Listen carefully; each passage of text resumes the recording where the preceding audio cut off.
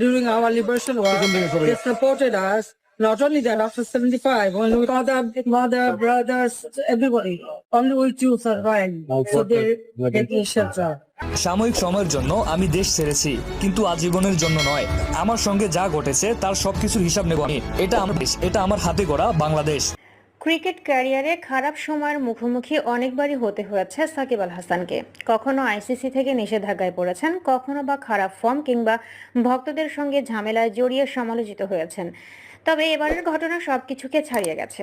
গত 5 আগস্ট সোমবার ছাত্র জনতার গণ অভ্যুত্থানের মুখে পড়ে প্রধানমন্ত্রীর পদ থেকে পদত্যাগ করে দেশ ছেড়ে পালিয়েছিলেন শেখ হাসিনা।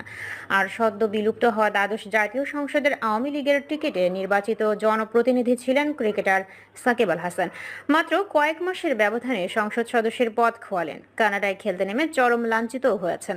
এখন প্রশ্ন উঠছে সাকিবের ক্রিকেট ক্যারিয়ার নিয়ে। কোটা সংস্কার আন্দোলনে দেশ যখন উত্তাল, একের পর এক তাজা প্রাণ ঝরেছিল রাস্তায়। বিভিন্ন শ্রেণী পেশার মানুষের পাশাপাশি ক্রীড়াঙ্গনের অনেকে ছাত্রদের আন্দোলনের প্রতি সংহতি জানালেও নীরব ভূমিকায় ছিলেন সাকিব। এছাড়া বিদেশে সে সময় তিনি পরিবার নিয়ে দারুণ সময় কাটাচ্ছিলেন। কানাডার ফ্র্যাঞ্চাইজি লিগের ব্যস্ততার পাশাপাশি পরিবার নিয়ে ঘুরতেও দেখা গেছে তাকে।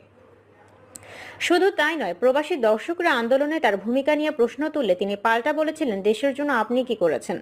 দলের পতনের পর আওয়ামী লীগের নেতাকর্মীরা এখন এক প্রকার পালিয়ে বেড়াচ্ছেন। অনেকেই দেশের বাইরে চলে গেছেন এবং বাকিরা দেশ ছাড়ার চেষ্টায় আছেন।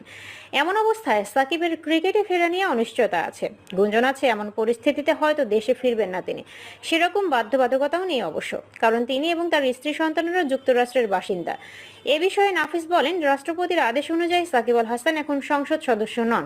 উনি একজন ক্রিকেটারই রয়েছেন। প্রত্যেকটা মানুষেরই নিরাপত্তার ব্যাপার রয়েছে। তো আমরা যেহেতু তার 12ই আগস্ট পর্যন্ত এনওসি রয়েছে, তারপরে তার বাংলাদেশ ক্রিকেট টিমের জয়েন করার কথা।